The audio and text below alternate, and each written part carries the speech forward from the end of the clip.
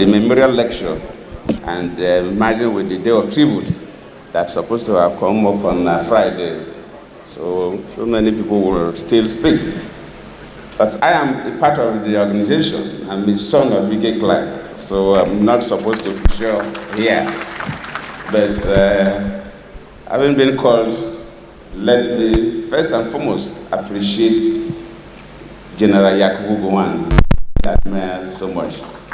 And whenever I see Gowon, I remember to keep Nigeria one is a tax that must be done. And when he became head of state, I was in primary 5, so you can imagine the relationship between me and General Yakubu Gowon.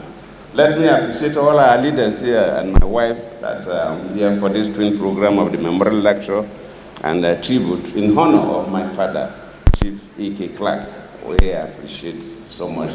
Let me join the children, the direct biological children, and all of us who are his political children to thank you. It's difficult to end comments on Ike Clark. Somebody asked me in an interview, now Ike Clark is gone in the Niger Delta, do you think you can have a replacement for Ike Clark? And I said that you don't need to look for a replacement for Ike Clark because you will not get it. Because he's quite a unique person. Even at his age, his memory. If you mention your name as a young man of 30-something, 40-something, he will tell you what he did with your father. Not so many people have that kind of memory. And even listening to all the contributors, you really see that he was a very courageous person, very focal. And one key thing, he believed in the unity of this country. But he doesn't believe that any section of the country should suffer. So these are the things, and he's ready to tackle anybody at any time. If he believes that you've said something that's not fit in what you believe about building a united Nigeria. People may seem as controversial in one way or the other, but if you listen to all the statements, it's about a country that must remain one, a country that every section, every individual should have the same treatment. These are the qualities of Ike Clark. And what I told the person who asked me the question is that we cannot replace him. All what we have to do is to make sure that we come up with annual lecture or something that will continue to advocate his own vision and philosophy.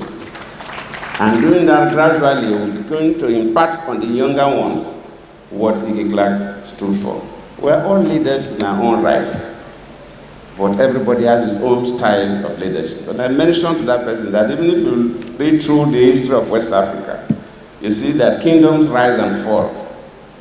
And you hardly get, from the same kingdom, you hardly get two leaders that will do the same thing. One leader, one king, powerful king will come and build the empire. Sometimes a weak king will come and the empire will even go, but then this empire continues to endure. So Ike Clark has done his best. It's left for us to believe in his own vision for life and his own philosophy.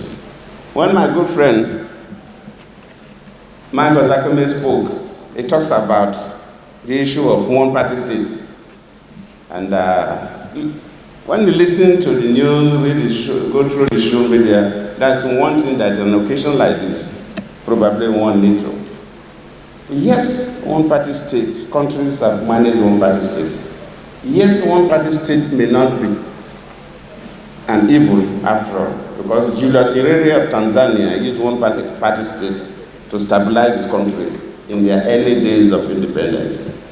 He felt that his country has, just like in Nigeria, too many tribes and tongues, two principal religions, Christianity and Islam.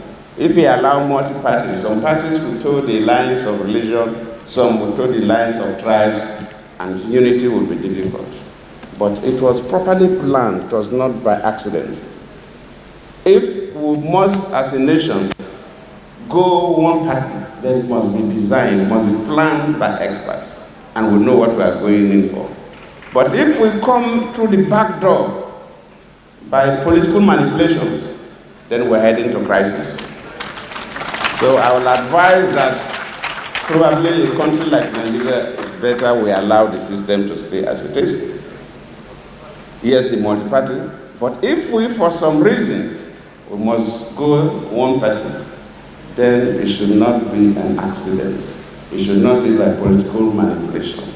Because if you read this book, How Democracies Died by two American professors, then you see that some of these are the symptoms of the death of democracies in nations. And Nigeria is a complex country. And I think it's better we manage the situation as it is, than manipulating the system in a way that will suffocate the country to death. I thank all of you.